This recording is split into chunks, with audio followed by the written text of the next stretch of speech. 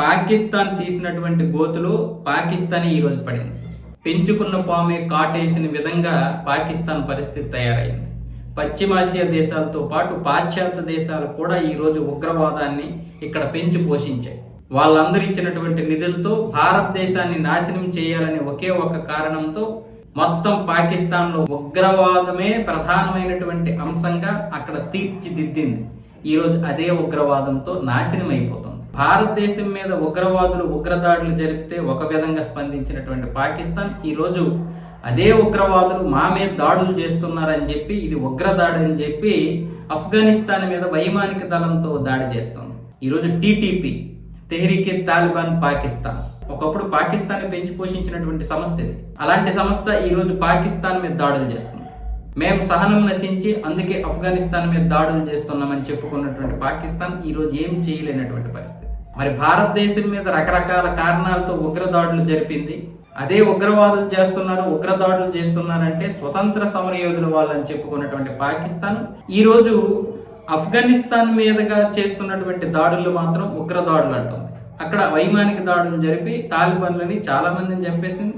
తాలిబాన్లు కూడా గెరిల్లా యుద్ధంలో భాగంగా దగ్గర 70-80 మంది పాకిస్తాన్ సైన్యాన్ని కూడా చంపేశారు. సో ఇలాంటి పరిస్థితుల్లో ఈరోజు పాకిస్తాన్ ఇక్కడ ఆఫ్ఘనిస్తాన్లో ఎంతమంది చనిపోతున్నారు అనేది కాదు, పాకిస్తాన్ పరిస్థితి ఏంటి, పాకిస్తాన్లో ఈరోజు ఆ మాత్రం సైన్యమైన ఎందుకు చనిపోవాలి. మరొక వైపు బలోచిస్తాన్ లిబరేషన్ ఆర్మీ బలోచిస్తాన్లో వీళ్ళ మీద దాడి చేయడానికి చూస్తుంది. ఎందుకంటే అటువైపు ఆఫ్ఘనిస్తాన్ మీద వీళ్ళందరూ కూడా దగ్గర 2600 కిలోమీటర్ల సరిహద్దుల్లో కాపలా గాయాల్సినటువంటి పరిస్థితి, ఉద్రిక్తత పరిస్థితులు కదా. సో ఇలాంటి పరిస్థితుల్లో ఈ బలోచిస్తాన్ లిబరేషన్ ఆర్మీ ఇటువైపు దాడులు చేస్తుంది. ఇదే కాదు, ఇప్పుడు ఉన్నటువంటి పరిస్థితుల్లో ఆర్థిక పరిస్థితి ఏంటి, పశ్చిమాసియా దేశాలన్నీ కూడా యుద్ధంలో మునిగిపోయాయి. పాశ్చాత్య దేశాలన్నీ కూడా ఈరోజు నిధులు ఇవ్వడం మానేశాయి. ఎందుకు?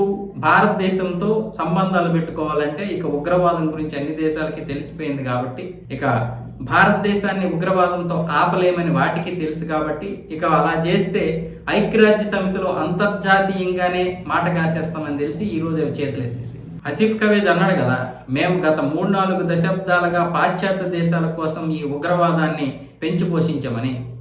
ఈరోజు అవన్నీ కూడా మాకు దూరం జరిగాయి, వాటి కోసమే పెంచాం, అవే మమ్మల్ని కాపాడలేకపోయాయి, అవే ఈరోజు మమ్మల్ని ఒంటరిని చేసాయి అన్నాడు. ఇలాంటి ఉగ్రవాదాన్ని నమ్మితే ఎవడు మాత్రం మీ దరికి వస్తాడు చెప్పండి. అవి స్వార్థం కోసం వాడుకుంటాయి. భారతదేశాన్ని నాశనం చేయాలని మీరు దాన్ని ప్రోత్సహించారు, వాళ్ళు ప్రోత్సహించారు. ఏమైంది? ఈరోజు ఎంతో కొంత భారతదేశం అభివృద్ధి చెందుతూనే ఉంది. మీ పరిస్థితి ఏంటి?